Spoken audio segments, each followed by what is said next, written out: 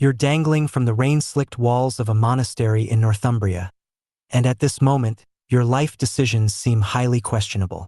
The stone beneath your fingers crumbles like stale bread, and below, a dozen furious Anglice guards are in the midst of a heated argument. Should they turn you into a pincushion with their arrows, or simply let gravity handle it? Make up your mind, farm boy.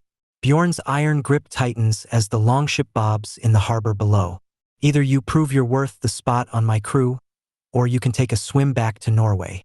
Right now, your old life of peacefully herding sheep seems incredibly appealing, at least until you recall how they ate your best tunic when you weren't paying attention. The crew is placing wagers on your survival chances with their mead rations, which is doing wonders for morale. He's about as useful as a chocolate axe head. Someone shouts from the ship, but you're too busy trying not to die to be properly offended. The echoes of your village elders ring in your mind, about how the gods had chosen you for this raiding party. Odd, how they always select the skinniest farmers' sons rather than their own well-fed offspring. Above you, the golden cross gleams, probably questioning how its peaceful monastery existence became an impromptu Viking recruitment exercise. But if you're going to die, might as well make it dramatic. Your next move better count, because unlike those farming games you used to play, this one doesn't come with a reload option. Turns out Vikings don't have a gentle onboarding process. You manage to grab the cross, only taking one arrow to the leg in the process, but now comes the real test, proving you deserve a place on this ship of professional murderers. Lesson 1. Everything on a longship is trying to kill you. The ropes, the oars, the waves, and especially that veteran crewman grinning as he teaches you the ropes. Literally. Row faster, sheep hugger. Bjorn bellows as you wrestle with N or that fights back harder than your old ram during shearing season. Your muscles scream as if they're being tormented by trolls. This isn't your grandmother's butter churning. Actually, you've met Bjorn's grandmother. She could probably outrow the entire crew. The ship lurches, and your stomach decides it prefers life in the sea. Your new crewmates find your seasickness highly entertaining. I give him till Tuesday, one mutters. Wednesday, another corrects. Only Halfdan bets on you making it. Later, you learn he always bets against the majority, ever since the time everyone was convinced he'd die from an axe to the head. "Won enough silver to buy my own ship," he grins, tapping the metal plate in his skull. "Look, he's feeding the fish again," someone cackles. "They've got a betting pool going on how many times you'll vomit before reaching Denmark. The record is 17, and you're determined to break it. At least the fish are well-fed. You're practically cultivating an underwater fanbase. Training isn't much better.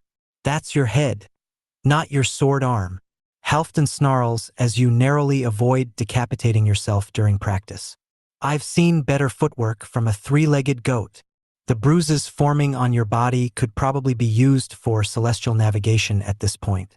Old Helga, the cruise healer, has 2 treatments for everything. Either rub it with fermented fish paste or wait until it falls off. You're never sure if she means the bandage or the limb. Still, it beats farming. At least here, when something tries to kill you, it's upfront about it. The surprising part? You're actually improving. Your sword no longer feels like a lead weight, and you finally know which side of the axe is supposed to do the killing. Even Bjorn takes notice. "Well, farm boy," he grunts after you manage to block his strike without toppling overboard. "Maybe you won't die immediately in your first real fight." Coming from him, that's practically a marriage proposal. Your first raid arrives sooner than expected, like most near-death experiences in Viking life. The target is a coastal village that probably didn't expect their quiet fishing morning to include longships. "Remember," Bjorn calls, "we're here to raid, not redecorate. And try not to die. The paperwork's awful." Turns out Vikings have HR concerns too, just with more axes involved. The landing beach looks as inviting as a bear's dental appointment. The defenders are already forming ranks, and you're fairly certain your legs shouldn't be shaking this much. Beside you, Eric One Eye, because Vikings excel at naming, grins.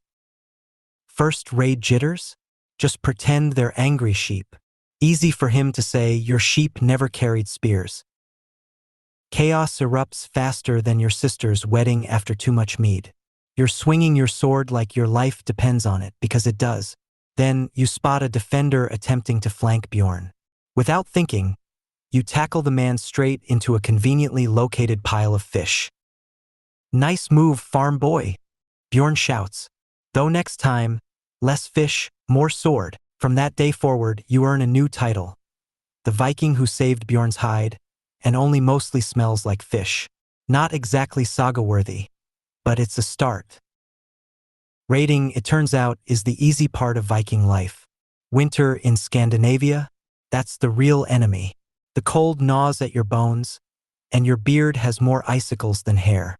Eric proudly demonstrates proper Viking winter survival by coating his beard in seal fat. "Keeps the icicles off," he declares, just before a seagull mistakes his face for lunch. "And apparently attracts birds," he adds, spitting feathers.